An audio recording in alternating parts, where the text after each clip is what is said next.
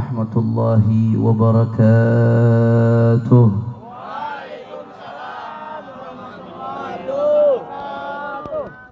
الحمد لله الحمد لله رب العالمين وبه نستعين على أمور الدنيا والدين.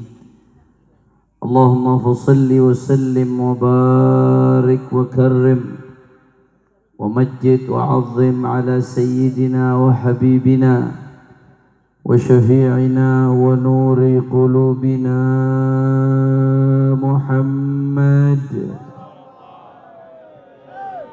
الفاتح لما أغلق والخاتم لما سبق ناصر الحق بالحق والهادي إلى الصراط المستقيم وعلى آله وصحبه حق قدره ومقداره العظيم. يا فتاح يا عليم. أما بعد.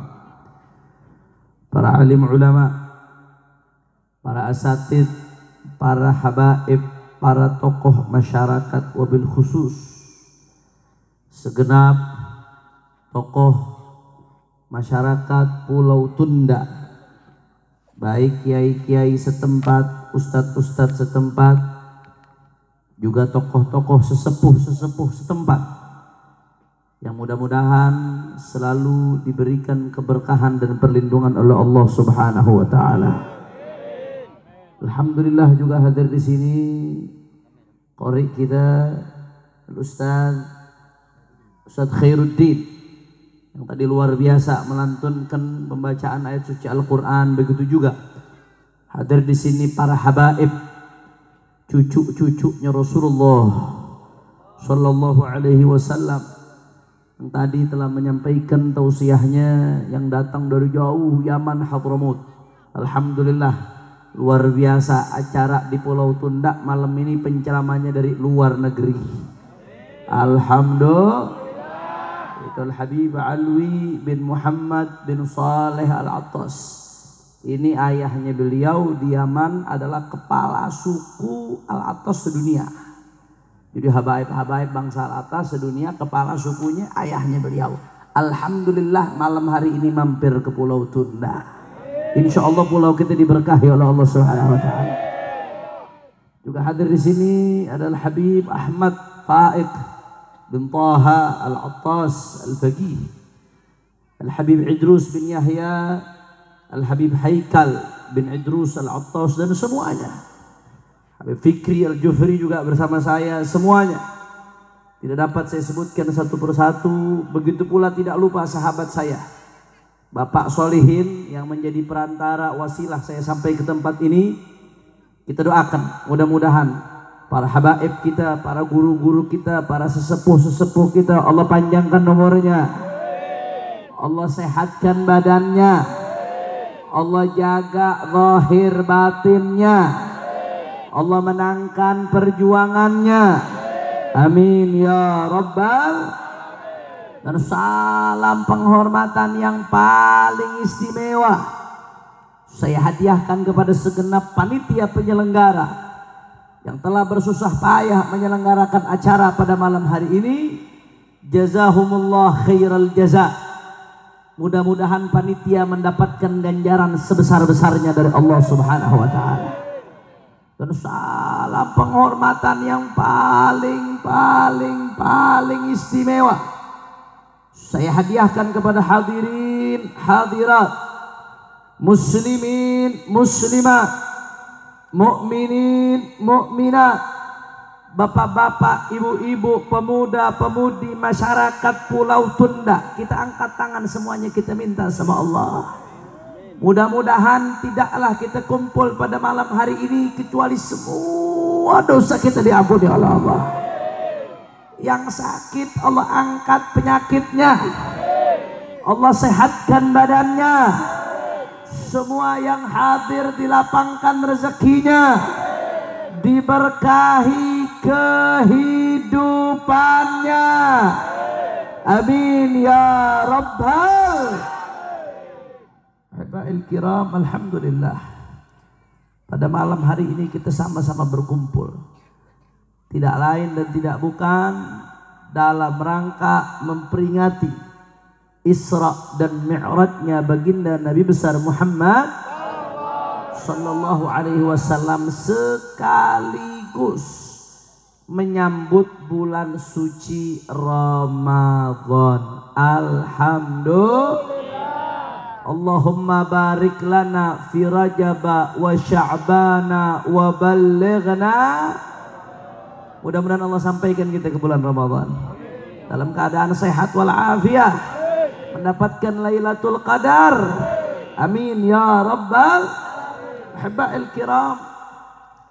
Allah Subhanahu wa taala berfirman di dalam Al-Qur'an ketika Allah perintahkan kita untuk puasa di bulan Ramadan. Faqala ta'ala, a'udzu billahi minasyaitonir rajim.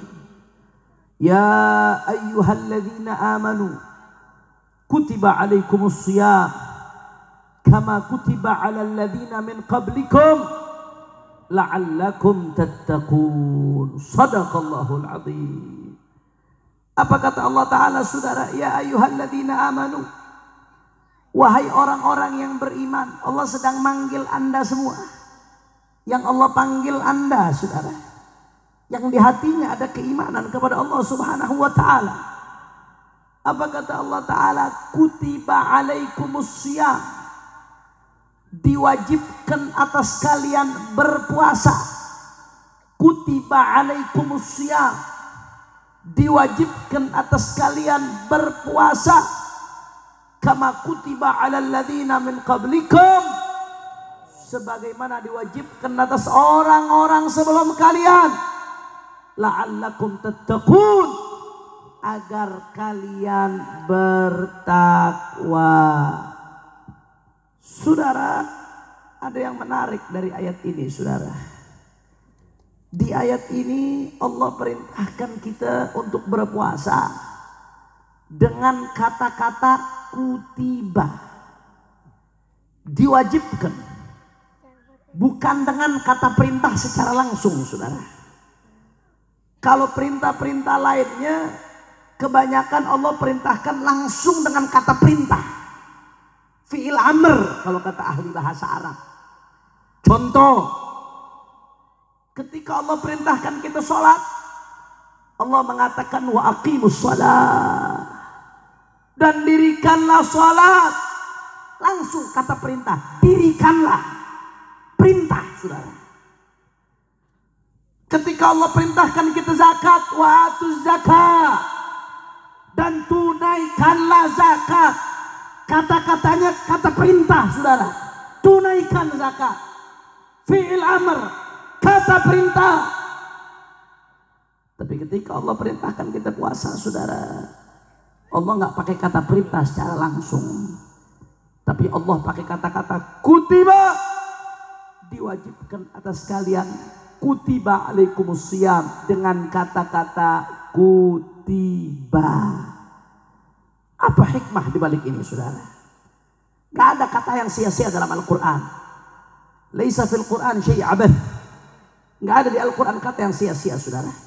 Segala pemilihan kata dalam Al-Quran pasti ada rahasia di baliknya, saudara. Betul? Karena Al-Quran dari Allah Ta'ala. Gak mungkin ada satu kata pun di Al-Quran yang tidak ada hikmah rahasia di baliknya, ibadallah. Ternyata, saudara, para ulama menjelaskan, di antaranya guru saya, Dr. Al-Habib Zain bin Muhammad Al-Aidrus, ketika beliau menulis risalah Ta'ammulat fi Ayatus Siyam, beliau menjelaskan, mengutip dari ulama-ulama tafsir, saudara, bahwasanya kalau Allah Ta'ala perintahkan sesuatu dengan kata-kata kutiba, berarti perintahnya gak gampang, saudara. Berarti yang diperintahkan berat. Berarti yang diperintahkan tidak enteng. Berarti yang diperintahkan tidak mudah. Bukan sekedar perintah biasa, saudara. Berat, beban. Mari kita lihat, saudara. Kita lihat ayat-ayat yang lainnya. Ketika Allah Ta'ala perintahkan kita untuk menegakkan kisos. Kisos itu, Pak, Bu, kalau dalam hukum Islam, nyawa dibayar dengan Saya mau tanya, nyawa dibayar dengan nyawa, bagus atau tidak? Hah? Nyawa dibayar nyawa, adil nggak? Ada orang ngebunuh, dihukum mati, adil apa kagak? Adil kayak Sambo, Bu. Tahu Sambo? Tahu Sambo? Sambo ngebunuh anak buahnya, dihukum hukuman mati. Bagus atau tidak? Bagus atau tidak? Bagus, adil saudara. Emang sudah seharusnya yang namanya nyawa dibayar dengannya. Kenapa demikian saudara? Karena membuat efek jerah. Kalau orang membunuh dihukum mati saudara, itu akan jadi pelajaran bagi orang lain supaya nggak sembarangan membunuh saudara. Dan yang kedua, bisa menyembuhkan dendam luka dari keluarga korban yang dibunuh. Sebab selama pembunuhnya nggak dihukum mati, keluarganya akan dendam. Akan ada pembalasan, pembalasannya dibalas lagi, pembalasannya dibalas lagi. Dendam gak akan selesai saudara. Betul atau tidak? Berarti nyawa dibayar dengan nyawa sebagaimana diajarkan Al-Quran. Berarti adil atau tidak? Adil atau tidak? Adil saudara. Tapi ketika Allah Pak Bu perintahkan khusus nyawa dibayar dengan nyawa dalam hukum Islam, Allah perintahkannya pakai kata-kata kutiba saudara. Ternyata memang luar biasa ketika Allah perintahkan pakai kata kutiba, berat saudara. Gak gampang menegakkan hukuman nyawa dibayar nyawa, gak gampang saudara. Apalagi zaman sekarang, zaman modern.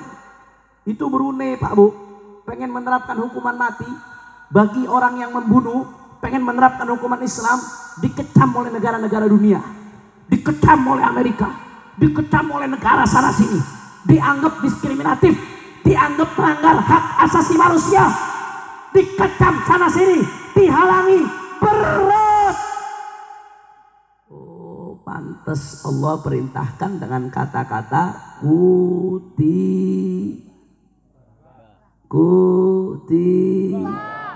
jelas atau tidak?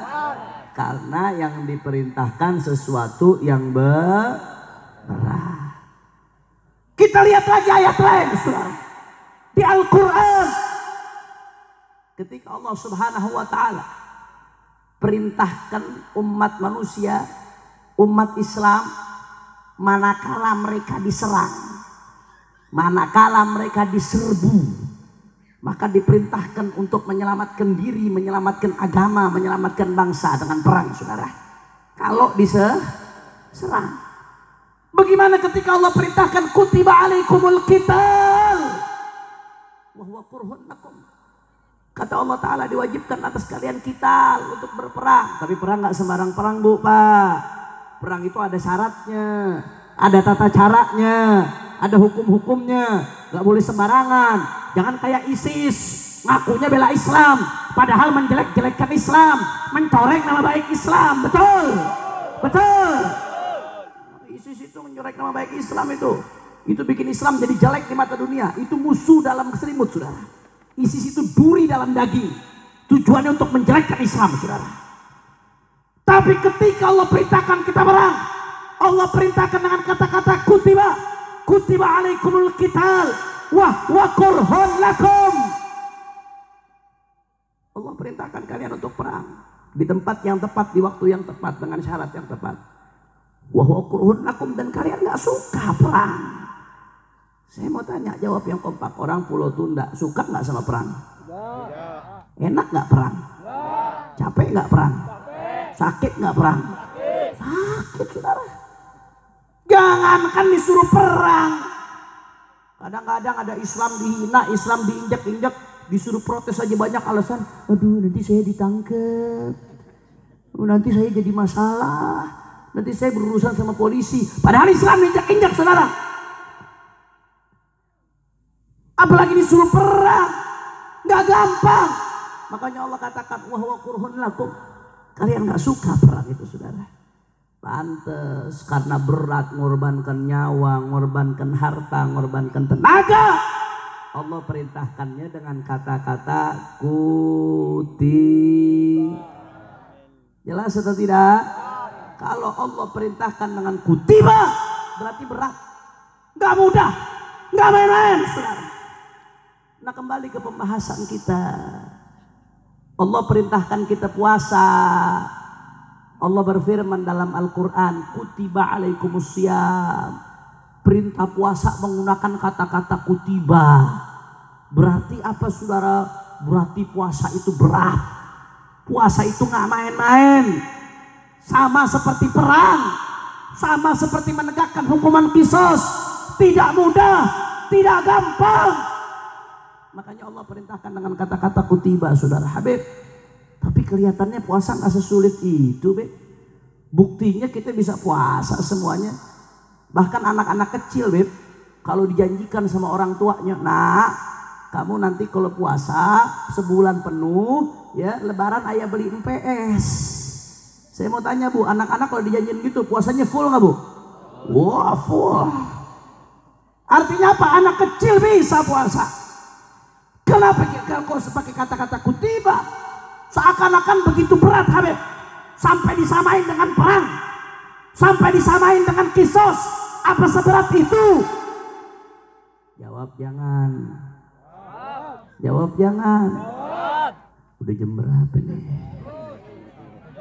Jam 11 lewat. Lanjut.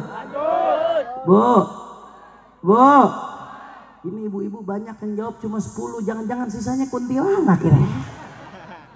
Bu, lanjut jangan. Ini kalau di Jakarta Bu, jam segini bencong baru dandan. Kalau orang Pulau Tunda jam 11 ngaji, masih semangat atau tidak? Orang semangat jawabnya lemes. Lanjut apa jangan? Masih semangat? Yakin? Betul. Saya mau dengar dulu semangatnya orang Tunda semuanya, angkat tangannya. Takbir. Takbir. Takbir. Sallu ala nabi. Allahumma salli wa sallim wa barik alaihi wa ala alihi. Kita kembali ke pembahasan. Kembali ke laptop. Ketahuan suka nonton tukul nih semuanya. Saudara, kita kembali ke pembahasan. Habib, tadi Habib menjelaskan kalau pakai kata-kata kutiba perintahnya di Al-Quran berarti berat, Beb. Berarti nggak mudah, Beb. Perasaan puasa nggak seberat itu. Kok bisa sampai kayak perang beratnya, Beb? Kok bisa sampai kayak menegakkan qisas beratnya, Beb?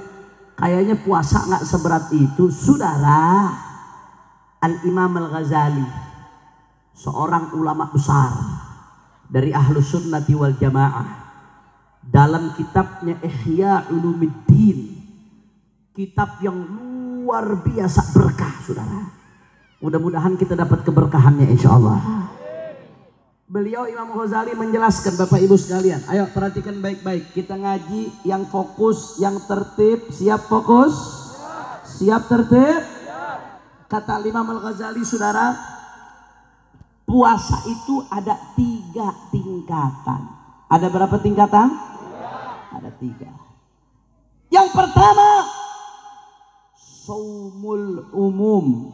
Ikuti saya. Yang pertama, kurang kencang. Yang pertama, shaumul umum. Yang kedua, lebih tinggi sedikit, shaumul khusus. Yang kedua, yang ketiga, shaumu khususil khusus. Yang ketiga, kurang kompak, sekali lagi. Yang ketiga, berarti kita ulang semuanya biar apa? Jadi saya pulang dari Pulau Tunda, semua masyarakat Pulau Tunda dapat ilmu. Insya. Tadi singkatan Imam Ghazali, puasa ada berapa tingkatan? Yang pertama, shaumul umum. Yang pertama, yang kedua, shaumul khusus. Yang ketiga, shaumu khususil khusus. Ribet Ibu ya? Khusus. Gak apa-apa, biar makin fasih. Insya Allah ngaji Qurannya lebih lancar insya Allah. Kita mulai dari yang pertama, saudara. Shaumul umum. Artinya apa, Beb? Shaumul umum. Shaumul umum itu artinya puasa umumnya orang. Puasanya orang awam. Bagaimana puasa umumnya orang, Habib? Puasa umumnya orang itu puasa menahan diri dari haus dan lapar. Enggak makan, enggak minum, saudara. Dia tahan dirinya dari bersubuh, tidak melakukan hal-hal yang membatalkan puasa. Lisannya dia tahan dari makan dan minum, saudara. Tapi lisannya nggak dia tahan dari berbohong. Banyak nggak yang begitu? Lisannya dia tahan dari makan dan minum, tapi lisannya nggak dia tahan dari ngomongin orang. Banyak nggak yang begitu? Apalagi ibu-ibu sore-sore sambil ngabuburit. Betul apa nggak Bu? Betul apa nggak Bu? Lisannya puasa, nggak makan nggak minum, tapi lisannya nggak ditahan dari mencaci maki orang. Lisannya puasa, nggak makan minum, saudara, tapi matanya nggak puasa dari melihat yang haram. Bahkan sahurnya sama mau bukanya nontonnya artis-artis yang bajunya kebuka nggak pakai jilbab. Banyak nggak yang begitu? Banyak nggak yang begitu? Puasa dia menahan diri dari haus dan lapar, tapi matanya tidak dipuasakan dari melihat yang haram. Kupingnya nggak dipuasakan dari mendengar yang haram. Tangannya nggak dipuasakan dari mengambil yang haram. Kakinya nggak dipuasakan dari melangkah ke yang haram. Puasanya hanya menahan diri dari haus dan lapar, tapi tidak menahan diri dari apa-apa yang diharamkan oleh Allah. Sehingga persis seperti yang dikatakan Nabi, kam min shaimin laisa lahu min siyamihi illa al-ju' wal 'atash. Berapa banyak orang yang puasa tapi tidak dapat apa-apa dari puasanya kecuali haus dan lapar. Saya mau tanya sekali lagi, orang Pulau Tunda jawab, yang model seperti ini puasa banyak atau tidak? Orang kompak banyak atau tidak?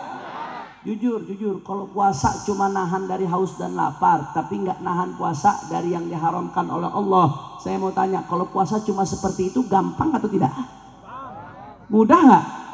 Mudah. Jangankan kita Pak, kambing. Tahu kambing? Wedus. Wedus. Ini bahasa Jawa tah. Alhamdulillah. Masya Allah.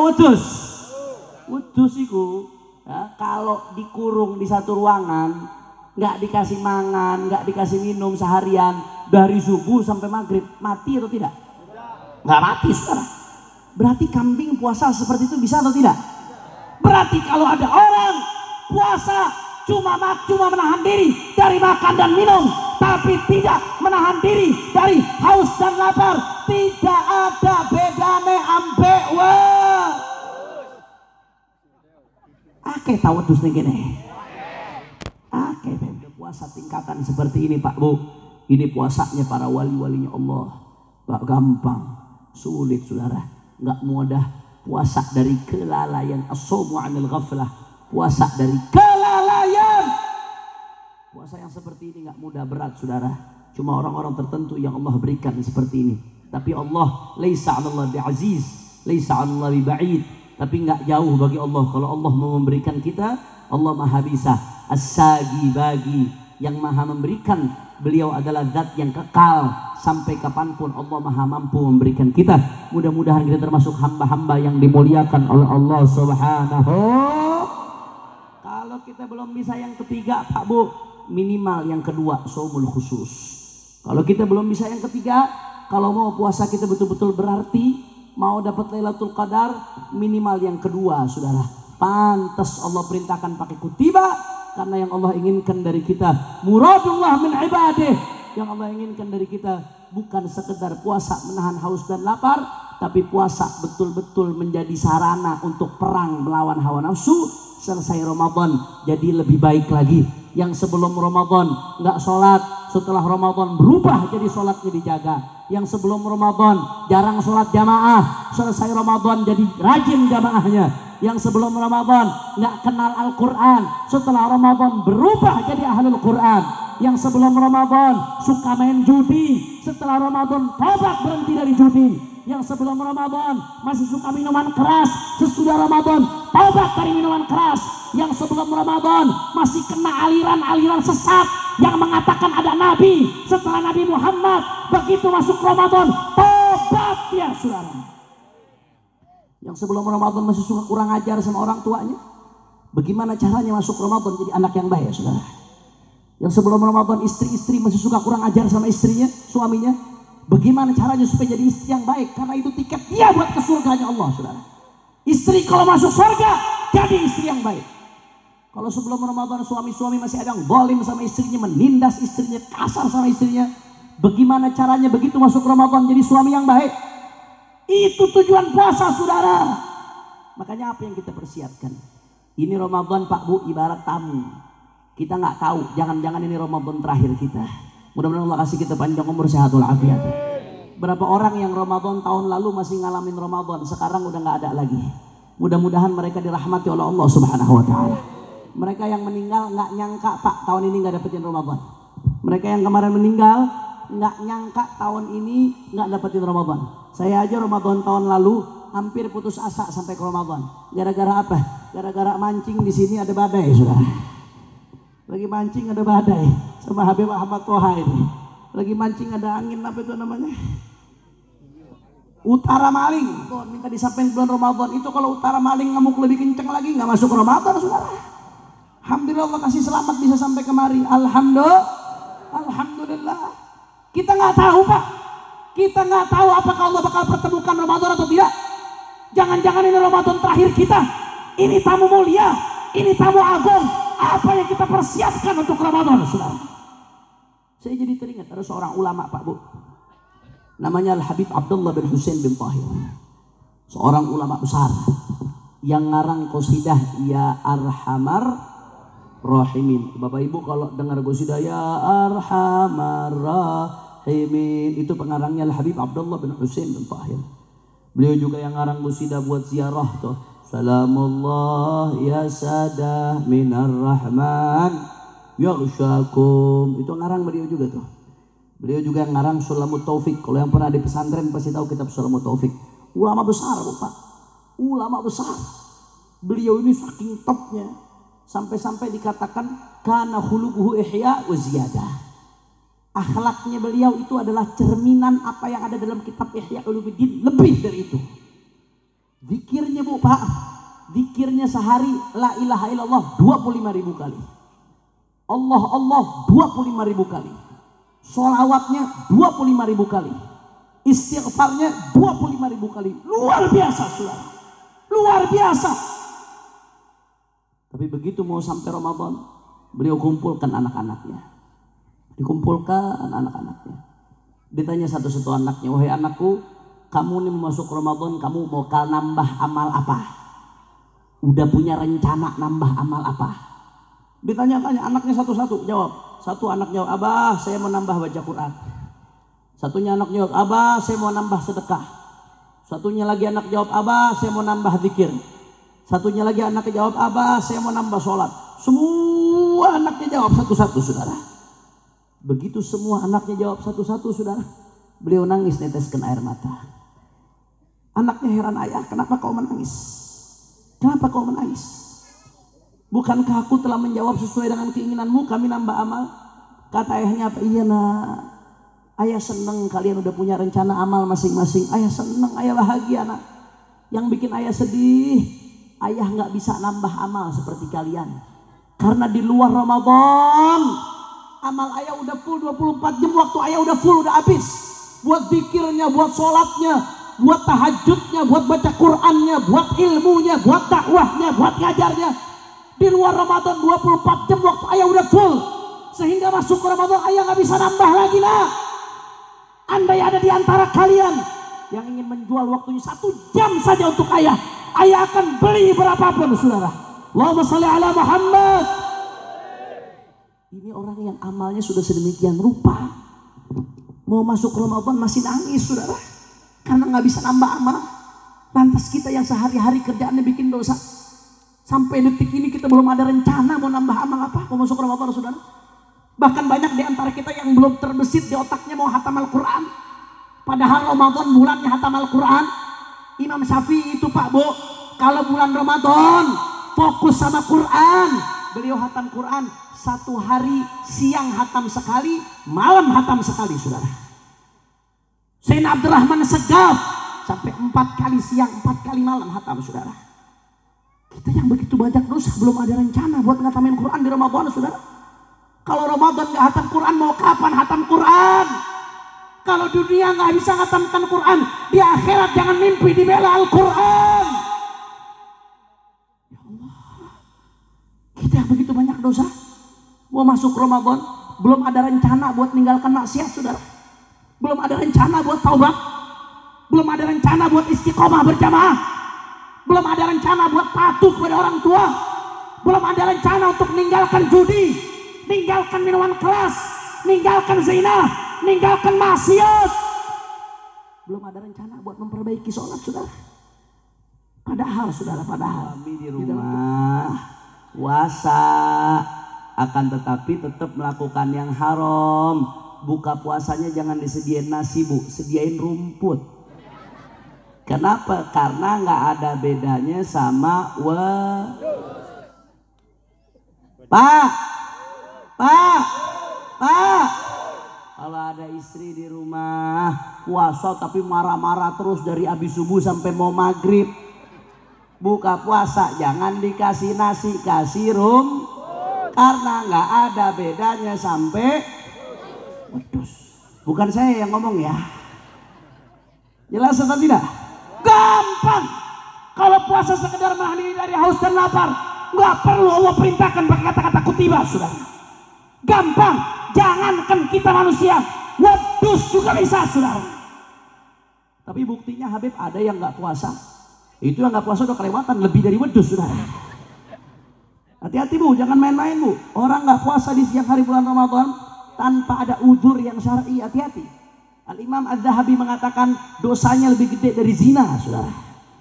Min akbaril kabair, termasuk dosa yang paling besar, termasuk kebejatan yang paling bejat. Kalau ada orang ngaku muslim tanpa uzur, dia tidak berpuasa. Yang boleh nggak puasa, Pak, Bu, itu 3. Yang pertama, yang nggak puasa itu orang kafir. Orang kafir wajib puasa nggak? Nggak wajib. Yang kedua, anak kecil yang belum balen, itu nggak wajib puasa. Yang ketiga, orang gila. Orang gila nggak wajib puasa. Berarti kalau ibu bapak besok ngelihat ada orang yang nggak puasa, oh mungkin orang kafir. Oh bukan, Beb, Islam sering ke masjid. Oh mungkin masih kecil belum balik. Oh udah jenggotan, Beb, berarti orang gila, saudara. Jelas atau tidak? Hati-hati, jangan main-main, Pak, Bu, jangan main-main. Ninggalkan puasa Ramadan, kata ulama, lebih besar dari zina dosanya, saudara. Lebih besar karena dia ninggalin rukun Islam, saudara. Jangan dianggap enteng, saudara. Maka jangan meninggalkan puasa. Kalau sekedar puasa saja, menahan haus dan lapar, tapi tidak menahan diri dari apa yang diharamkan oleh Allah, gampang, mudah. Rasa-rasanya nggak perlu Allah perintahkan menggunakan kata-kata kutip. Berarti bukan puasa seperti ini yang Allah maksudkan, saudara. Karena kalau puasa hanya seperti ini, Allah nggak akan perintahkan dengan kata-kata kutiba, saudara. Itu level pertama, shaumul umum. Tapi kalau kita naik ke level kedua, shaumul khusus. Bagaimana shaumul khusus, saudara? Dia puasa, dia menahan diri dari haus dan lapar, tidak makan, tidak minum, tidak melakukan hal-hal yang membatalkan puasa, saudara. Tapi nggak sampai di situ, ibadah Allah. Nggak berhenti sampai di situ. Puasanya bukan hanya menahan diri dari haus dan lapar, tapi puasanya juga menahan diri dari hawa nafsu. Mulutnya dia tahan nggak makan minum, tapi mulutnya juga dia tahan untuk tidak mengucapkan yang haram. Mulutnya juga ditahan untuk menggibah, menggunjing. Mulutnya juga dia tahan dari berbohong. Mulutnya juga dia puasakan dari mencaci maki, menghina, memfitnah, mengadu domba. Masya Allah, dia puasa, saudara.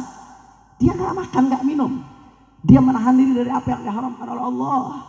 Tapi nggak berhenti sampai di situ, saudara. Matanya juga dipuasakan. Selama puasa dia jaga betul, Jangan sampai matanya melihat yang haram. Matanya dipuasakan dari melihat aurat, dari melihat hal-hal yang bisa membangkitkan syahwat. Dia puasa, tidak makan dan minum, tapi telinganya juga dipuasakan dari mendengar yang haram. Ini baru puasa khusus, saudara. Ini baru puasa yang sebenarnya, Bapak Ibu sekalian. Bukan sekedar puasa, bukan sekedar menahan haus dan lapar, tapi menjaga diri berperang melawan hawa nafsu. Sehingga apa yang terjadi? Persis seperti di akhir ayat. Setelah sebulan penuh dia berpuasa, la'allakum tattaqun, agar kalian bertakwa. Selama sebulan penuh kalian jaga mata kalian, kalian jaga lisan kalian, kalian jaga terangan kalian, kalian jaga tangan kaki kalian, jaga dari apa yang diharamkan oleh Allah. Matanya pengen melihat yang haram, dia lawan. Saudara, saya lagi puasa. Lisannya udah gatal pengen ngomongin orang, dia lawan. Saya pengen puasa, saya lagi puasa. Lisannya udah gatal mau bohong, dia lawan, saudara. Selama sebulan penuh dia lawan, saudara. Begitu selesai 1 bulan, terbentuk karakter la'allakum tattaqun. Ini baru puasa, saudara. Makanya nggak gampang.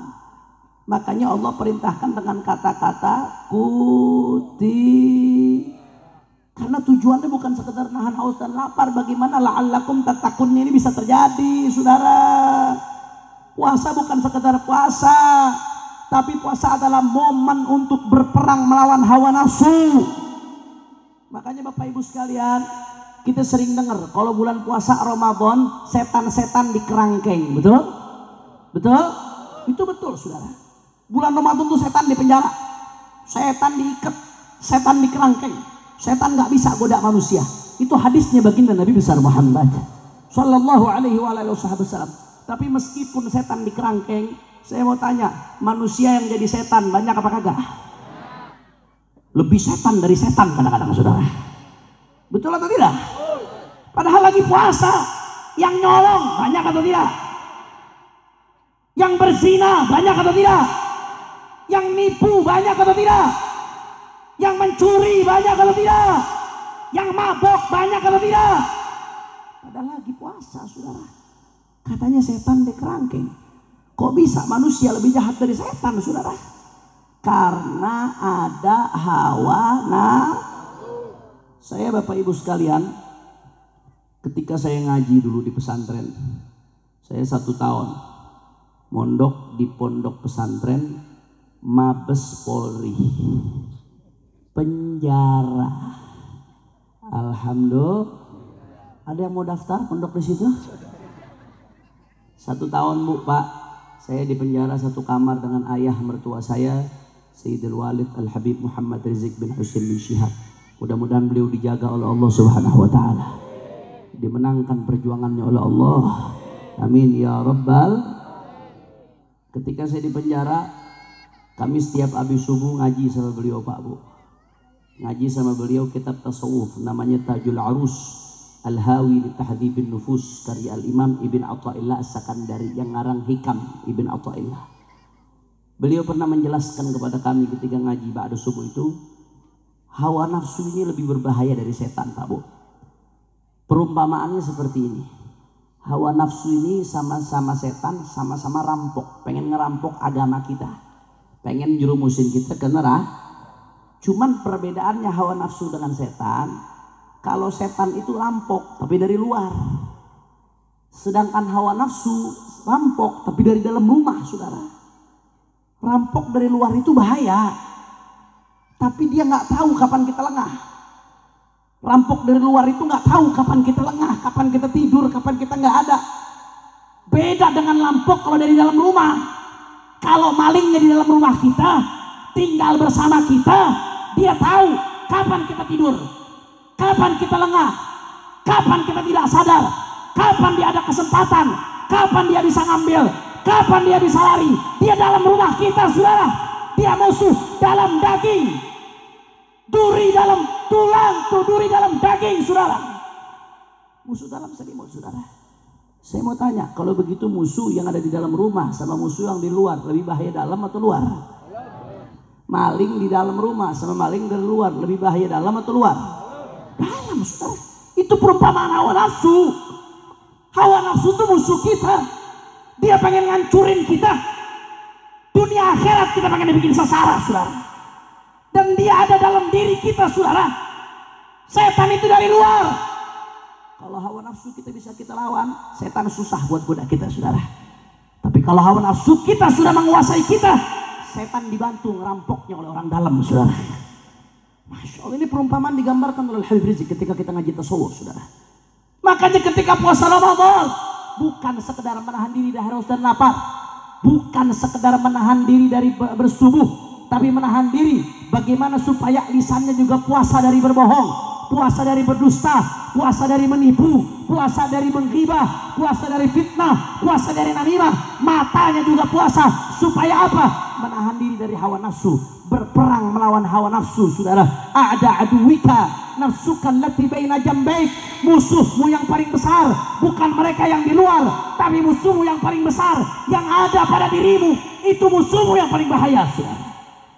Makanya Nabi Allah Isa alaihissalam mengatakan, kalau orang bisa mengalahkan hawa nafsunya, itu lebih hebat dari mereka yang bisa menaklukkan satu kota, bahkan satu negara, saudara.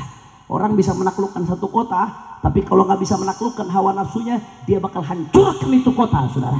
Tapi orang bisa menaklukkan hawa nafsunya jauh lebih hebat dari mereka yang bisa menaklukkan negara. Makanya nggak gampang, nggak mudah, sampai Nabi Muhammad mengatakan, raja'na minal jihadil asghar ilal jihadil akbar. Kata Rasulullah, kita baru pulang nih kepada para sahabat. Rasulullah sama sahabat baru pulang dari jihad, dari perang, saudara. Habis perang, habis bunuh-bunuhan, tumpah darah, banyak korban jatuh. Apa kata Nabi? Raja'na minal jihadil asghar ilal jihadil akbar. Kita baru pulang dari jihad yang kecil kepada jihad yang besar, saudara. Sahabat heran, ya Rasulullah, jihad yang tadi kecil, jihad yang besarnya bagaimana? Kalau jihad udah tumpah darah gitu masih kau anggap kecil, ya Rasulullah. Lantas jihad yang besarnya bagaimana? Ternyata jihad yang besarnya adalah jihad melawan hawa nafsu. Oh pantes, ternyata puasa Ramadan Allah perintahkan pakai kutiba. Sama seperti perang, sama seperti qisas. Karena puasa yang benar-benar puasa nggak mudah, saudara. Puasa yang betul-betul puasa adalah peperangan melawan hawa nafsu. Supaya apa? Supaya keluar dari Ramadan menjadi orang yang bertakwa. Minal aidin wal faizin. Betul-betul kembali, aidin itu kembali kepada kesucian, faizin beruntung mendapatkan ridhonya Allah Subhanahu. Kira-kira jelas atau tidak? Paham atau tidak? Alhamdulillah. Itu tadi tingkatan yang kedua, shaumul khusus, puasa yang khusus. Kalau begitu gampang atau sulit? Gampang atau sulit? Berarti kalau Allah perintahkan pakai kata-kata kutiba, wajar atau tidak? Alhamdulillah. Yang ketiga, Pak Bu, shaumu khususil khusus, puasa yang istimewa dari yang istimewa. Apa artinya puasa yang istimewa dari yang istimewa? Saudara, shaumu khususil khusus, puasa orang yang istimewa dari yang istimewa. Kalau tadi shaumul khusus, puasanya orang-orang istimewa. Sekarang shaumu khususil khusus, puasanya orang yang istimewa dari yang istimewa. VVIP. Bagaimana itu puasa yang tingkatannya paling tinggi ini? Ini paling top, Pak Bu. Ini puasanya aulia, wassalihin, wal anbiya, wal muqarrabin. Puasanya para nabi, puasanya para wali, puasanya orang-orang soleh. Bagaimana puasa mereka? As-shaumu an ghairillah, puasa dari selain Allah Subhanahu. Puasanya Pak Bu bukan lagi sekedar nahan haus dan lapar, bukan lagi sekedar menahan diri dari apa-apa yang Allah haramkan, bukan sampai di situ, saudara. Tapi lebih dari itu, puasanya adalah menahan diri dari lalai. Bagaimana caranya dia tidak memikirkan kecuali Allah. Makanya orang-orang soleh selalu mengatakan, ma fi qalbi ghairullah, ma fi qalbi ghairullah. Nggak ada di hatiku selain Allah Subhanahu wa ta'ala. Orang-orang soleh itu Bu Pak, mereka kalau mengucapkan la ilaha illallah, Itu nggak sekedar diucapin di kata-kata. Mereka ketika mengucapkan la ilaha illallah betul-betul diresapi. La ma'buda bihaqqin fil wujudi illallah. Maka tidak ada yang aku sembah kecuali Allah. Maka aku tidak menyembah harta, aku tidak menyembah jabatan, aku tidak menyembah hawa nafsu, aku tidak menyembah dunia, aku tidak menyembah popularitas. Yang aku sembah hanyalah Allah. Maka tidak akan aku mendahulukan apapun dari Allah. Karena kalau kita masih mendahulukan harta dari Allah, seolah-olah kita menyembah harta, saudara. Kita menghamba kepada harta. Ta'isa abdu dinar, ta'isa abdu dirham. Enggak, la ma'buda bihaqqin illallah. Aku tidak menyembah kecuali Allah. La maqsuda illallah. Aku nggak punya tujuan kecuali Allah. Nah, tujuannya bukan harta, tujuannya bukan jabatan, tujuannya bukan dunia, tujuannya bukan pujian orang. Karena dia tahu semuanya akan habis, yang tersisa hanyalah Allah. Bahkan la masyhuda illallah. Dia tidak melihat apapun kecuali Allah. Ketika dia melihat makhluk, yang dia lihat bukan sekedar makhluk, tapi dia sadar siapa yang menciptakan makhluk ini. Siapa yang bisa bikin mereka berjalan? Siapa yang bisa bikin kita bergerak? Siapa yang bisa bikin kita makan? Siapa yang bisa bikin kita bernapas? Siapa yang bisa bikin kita melangkah? Jawab semuanya, siapa yang ciptakan kita? Orang keras, siapa yang ciptakan kita? Siapa yang berikan kita rezeki? Siapa yang gerakkan jantung kita? Siapa yang gerakkan jiwa kita? Siapa yang berikan nyawa untuk kita? La haula wala quwwata illa. Itu orang-orang soleh, Bu, Pak. Itu betul, dalam segala sesuatu dia lihat adalah Allah subhanahu. Habis ayahnya marah. Kau gak menghormati orang Islam yang sedang puasa? Kau makan siang-siang di jalanan? Kau gak menghormati ini bulan suci mereka? Marah ayahnya, murka, saudara. Singkat cerita, beberapa minggu kemudian orang Majusi ini mati, saudara. Meninggal dunia. Begitu dia mati meninggal dunia, ada orang soleh di kampung tersebut yang mimpi. Mimpinya orang soleh beda dengan mimpinya orang biasa, Pak, Bu. Mimpinya orang soleh banyak merupakan ilham, pemberitahuan dari Allah subhanahu wa ta'ala. Orang soleh mimpi di kampung tersebut, dia lihat orang kafir ini masuk surga, orang Majusi. Saya mau tanya, tadi di Al-Quran disebutkan orang kafir kalau mati kafir masuk surga atau masuk neraka? Neraka. Kok bisa ini orang Majusi dilihat di mimpi di surga? Ini pasti ada yang nggak benar. Karena Allah nggak mungkin dusta. Kalau Allah bilang di orang kafir pasti masuk neraka di Al-Quran, nggak mungkin Allah salah. Kok bisa ini orang masuk surga? Akhirnya dalam mimpinya orang soleh itu nanya, kamu ini dulu Majusi kan? Iya betul. Kok bisa kamu dimasuki surga sama Allah Ta'ala? Begini Syekh, katanya. Saya memang Majusi, saya nyembah api. Tapi suatu saat anak saya nggak menghormati Ramadan. Anak saya makan di siang hari di bulan Ramadan di tengah-tengah pemukiman muslim. Dia nggak hormati orang yang berpuasa. Saya marah, saya hukum anak saya karena menghormati bulan Ramadan. Gara-gara kemarahan saya menghormati bulan Ramadan ini, di akhir hayat saya sebelum saya mati meninggal dunia, Allah berikan saya hidayah untuk mengucapkan la ilaha illallah Muhammadun. Akhirnya saya meninggal dalam keadaan husnul khatimah. Gara-gara apa? Gara-gara menghormati bulan Ramadan. Hati-hati Bapak Ibu sekalian, Ramadan keramat, saudara. Ramadan keramat. Anda menghormati memuliakan Ramadan, Anda akan dimuliakan oleh Allah. Tapi kalau ada coba-coba di kampung ini, di pulau ini, yang menghinakan Ramadan, tidak menghormati Ramadan, tetap terang-terangan maksiat di bulan Ramadan, mengotori bulan Ramadan, hati-hati saudara. Cepat atau lambat, kualatnya akan datang dari Allah subhanahu wa ta'ala, saudara. Ramadan ini keramat, makanya siapkan, sambut ibadah Allah, sambut Ramadan. Udah cukup saudara. Di antara kita ada yang hidup 30 tahun, 40 tahun, 50 tahun, setiap tahun keluar masuk Ramadan tapi nggak ada perubahan hidup kita, saudara.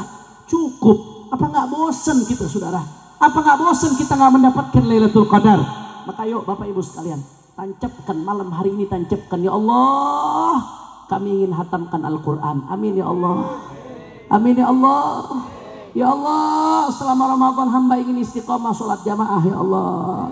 Ya Allah, selama Ramadan hamba ingin tinggalkan maksiat ya Allah. Dan mudah-mudahan kita semua yang hadir di sini semuanya dapat Lailatul Qadar mudah-mudahan.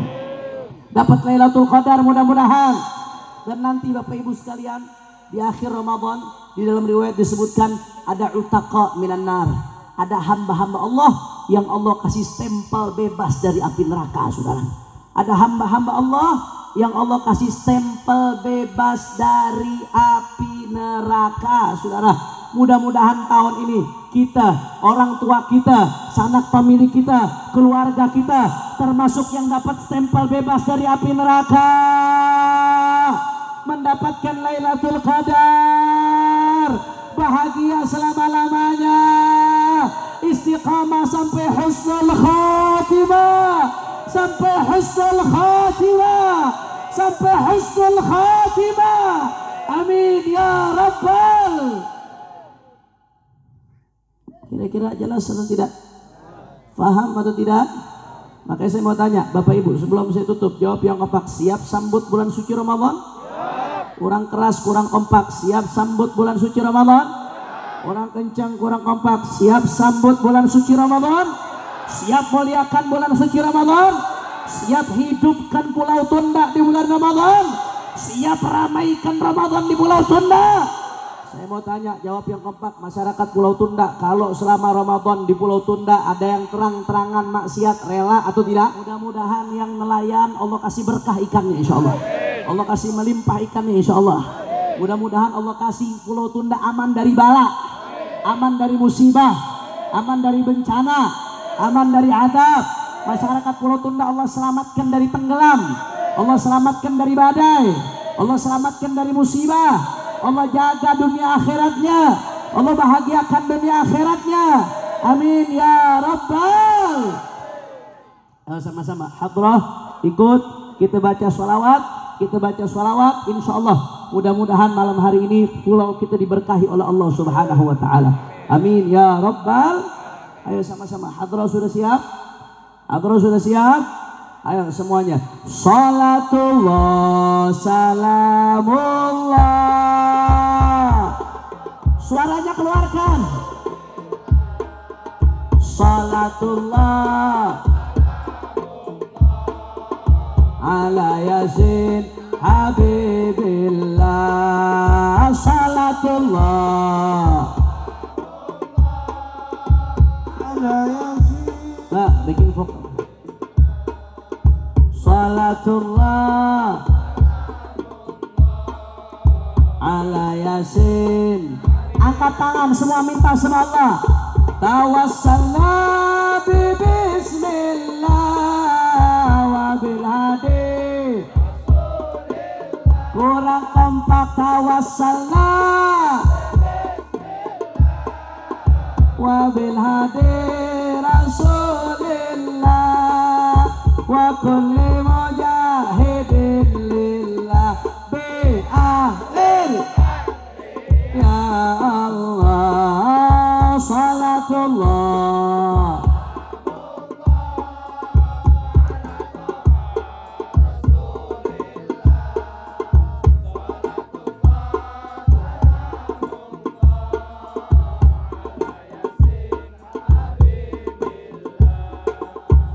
Ilahi salimil ummah minal afati wal nigmah. Ilahi salimil ummah minal afati wal nigmah. Wa min hammi wa min ghammah bi ahlil.